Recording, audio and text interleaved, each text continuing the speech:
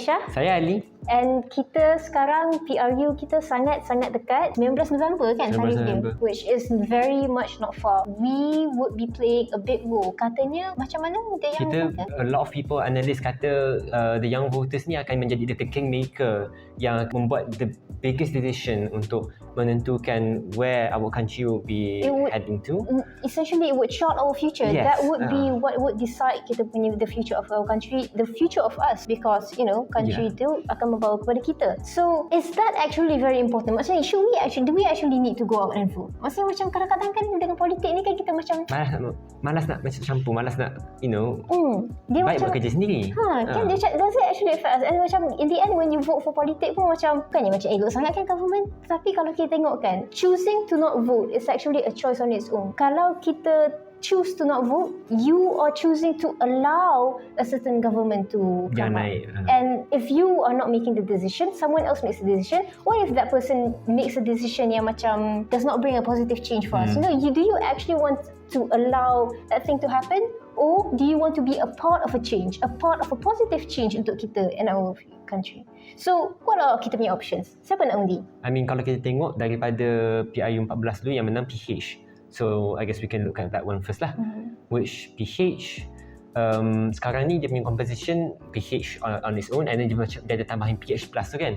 So, PH muda and also warisan sekaligus. From there, I've been wondering juga sebabnya parti warisan sekarang ni dah tukar dari warisan Sabah kepada national level kan, which means that it's basically just another multiracial party similar to PKR and DAP. Yeah, that dulu warisan is like bringing the voice of like orang Sabah. Regional punya tu. Now it's macam the voice of Malaysia lah, which we have 3 parties in PH bringing that.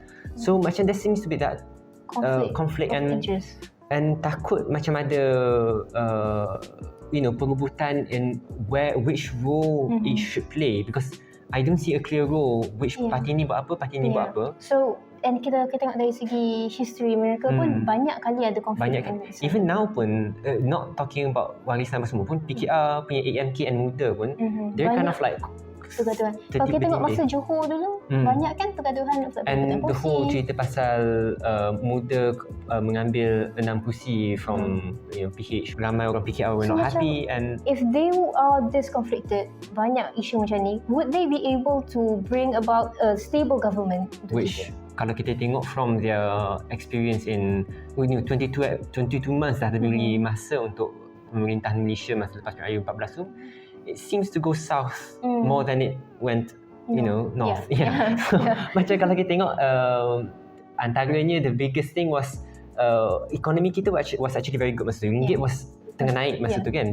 Even because macam ni, masa pilihan raya in any country, pilihan raya before any government is elected memang akan jatuh currency because the investors are like, okay, pilihan raya not really sure apa semua, so they pull out dulu. But di Malaysia masa tu it actually naik, which is not what usually happens. Which means how good the economy was before PH masuk.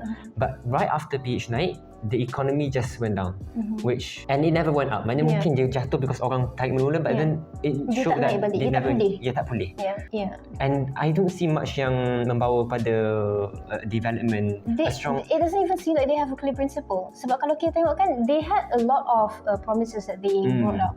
Dia orang nak buat hapuskan tu, nak turunkan harga minyak, PTPTN. But then first of all, were they actually dilaksanakan? A. B. Did they bring anything else to the table? Dia macam semuanya, I mean there were minor things yang dibawa, macam pelaksanaan Malaysia jadi host untuk e-sports tournament ke apa tak. But is it actually integral pada the development of kita punya country at a time kita tengah face economy punya crisis masa tu kan? What are kita punya other options? I mean, itulah kalau kita tengok. Oh wait, sorry. Tetapi kan, another point kalau kita nak tengokkan dari segi PH kan, not just dia orang tak bring about a positive change, maksudnya yelah arguably kan, tetapi also benda yang dah elok pun banyak cause problems. Let's take for example, masa PH so much racial disharmony happen. Yes. Kita tengok a lot of perpisahan kaum and religious disharmony pun. Yes. Like even among people from the same religion pun macam banyak bergaduh and pertelingkahan macam tu lah.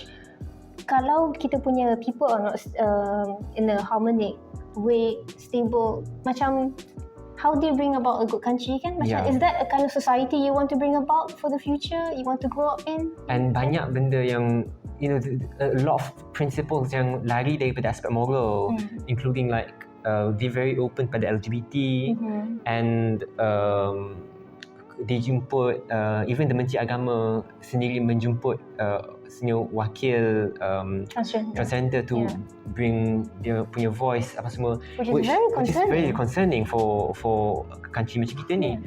Is that actually what we want? And why would that bring us towards kalau kita do that again, kalau we give them the chance again? So back to kita punya persoalan, what are the options? Ada antaranya BN lah yang before that pemerintah. Tapi BN kan dia macam banyak involved in corruption kan?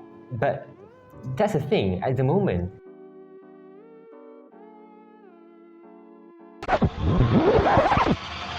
Merdeka! So throughout the time, they can continue to bring on, what they promised masa tu pun quite hard to see much development yang boleh sambung. We need a government yang kita tahu can bring a positive change, can bring a stable life untuk kita semua. If kita main-main nak play time, nak macam give this person a chance, give that person a chance, do you want to risk that?